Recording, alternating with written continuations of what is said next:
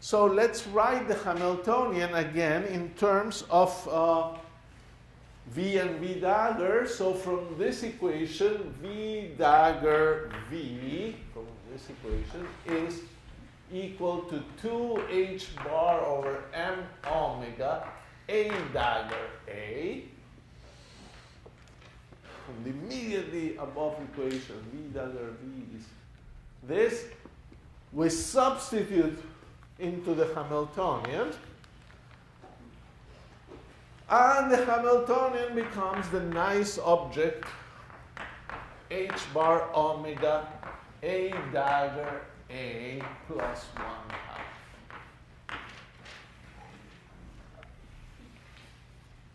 If you want.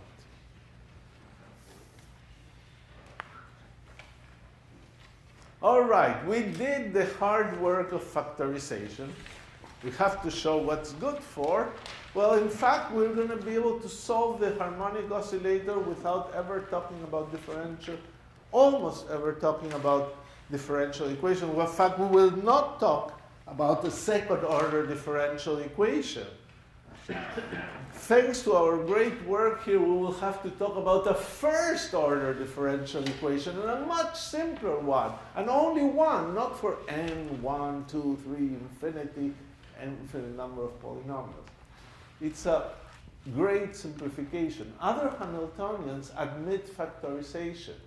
In fact, there's a whole books on factorizable Hamiltonians, because those are the nicest Hamiltonians to solve. Let's see why, though. We haven't said why yet.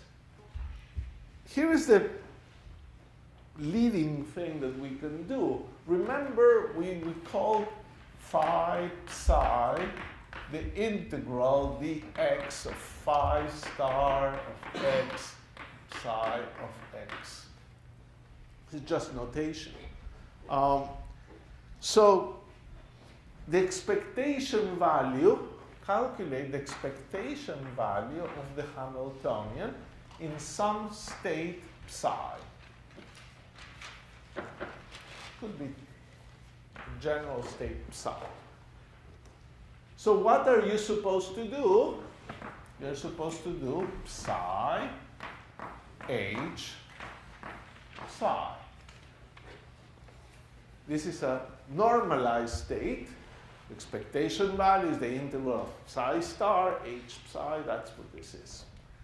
But now let's put in this information.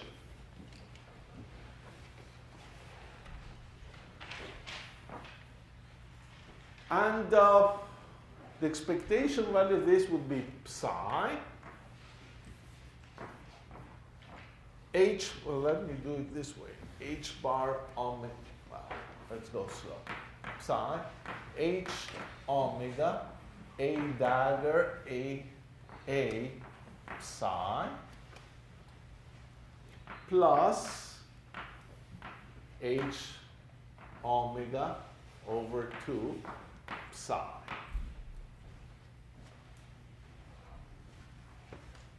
So I just calculated H on psi, and I wrote what it is. H omega, this term.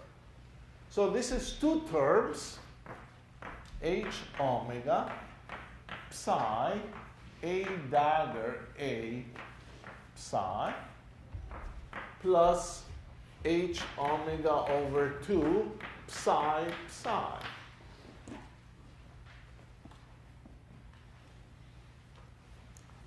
Okay, so what did I gain with the factorization? So far it looks like nothing, but here we go. This term is equal to 1 because the wave function is normalized. And here I can do one thing. I can remember my definition of a Hermitian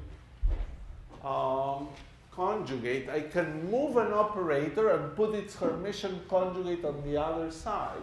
So think of this operator, A dagger. A dagger is acting on this wave function. What is A dagger? Is this, and P is h bar over I ddx. So this You know how to act. But if a dagger is here, I can put it on the first wave function, but I must put the dagger of this operator, and the dagger of a dagger is a. So this is h omega, a psi, plus h omega over 2. Now here comes the next thing. If this is an inner product, any phi is greater or equal than 0, because you would have phi star phi, and that's positive. So any of that interval is greater or equal than 0. And look, here you have some function, but here the same function. It is this case. That thing is greater or equal than 0. That is the great benefit of the factorized Hamiltonian. If H has a V dagger V, you can flip the V dagger here and it becomes V psi, and it's positive. And you've learned something very important, that you can get positive energies. In fact, from here, since this is positive, this must be greater or equal than h omega over 2. Because this is greater than equal than 0. So the expectation value of the Hamiltonian, if you would be thinking now of energy eigenstates, the energy eigenvalue is the expectation value of the Hamiltonian in an energy eigenstate must be greater than h bar omega over 2. And in some blackboard that has been erased, we remember that the lowest energy state had energy, there it is, the lowest energy state has energy h omega over 2.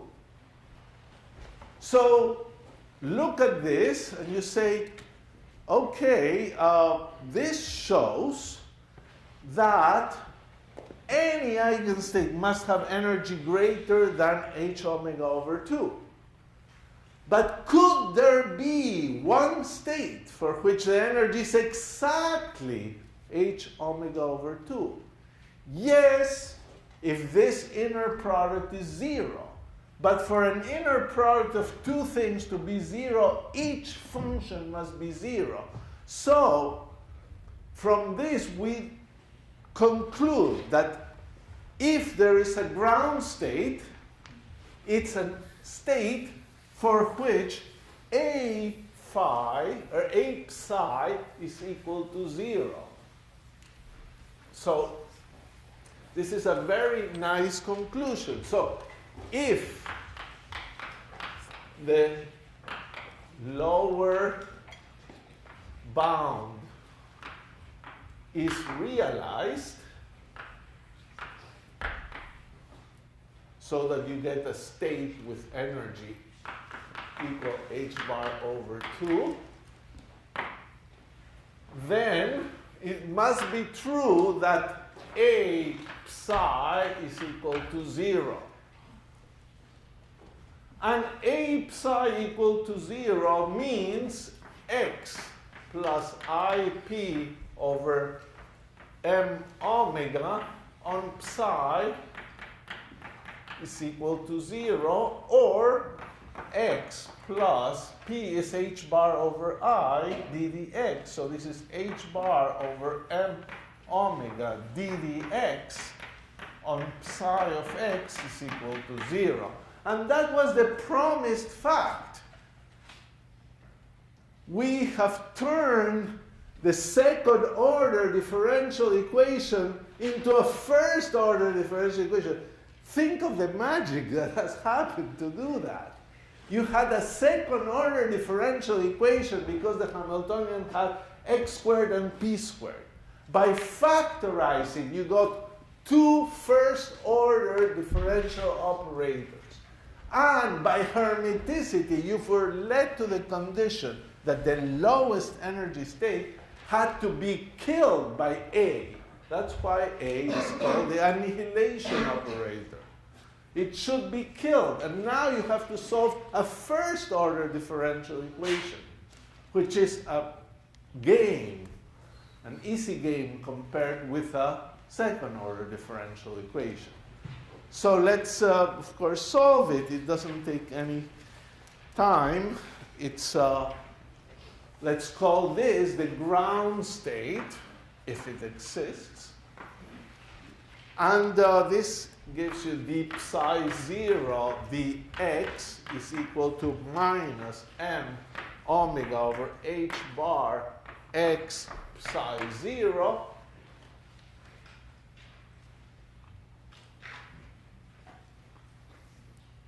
This can be integrated easily, or you can guess the answer.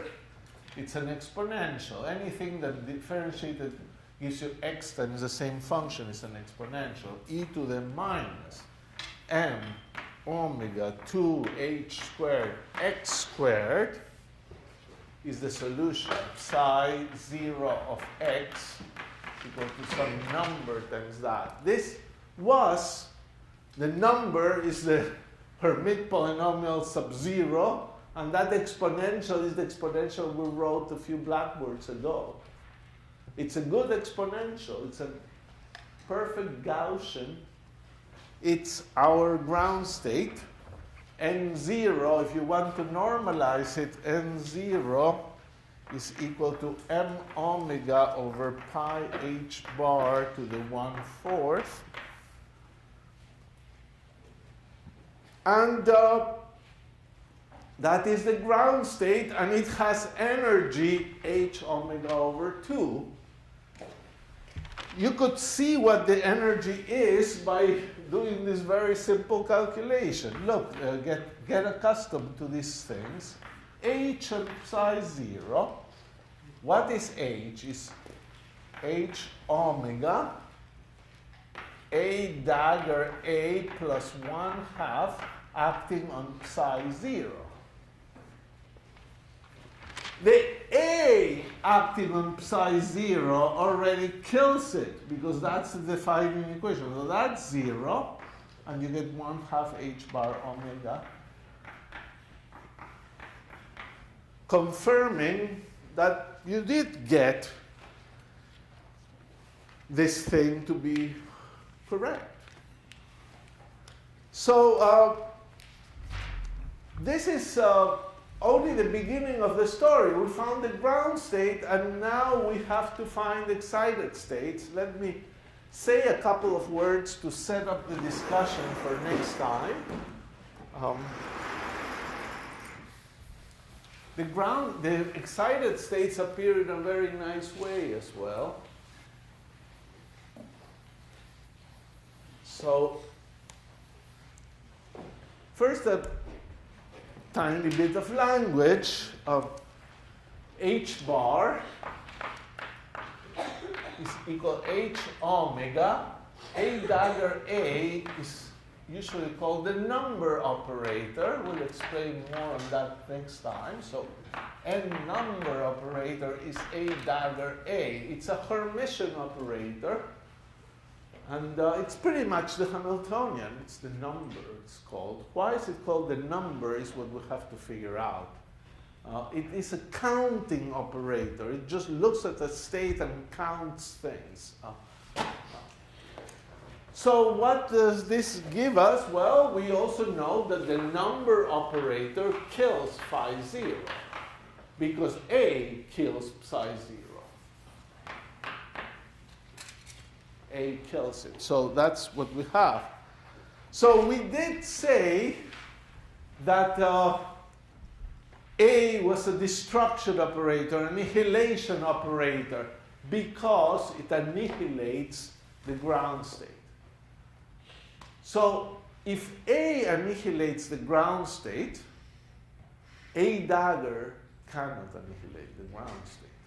Why? Because A dagger with A commutator is equal to 1. Look at this. This is A dagger minus A dagger A.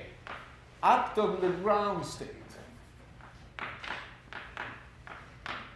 That's it. Now this term kills it.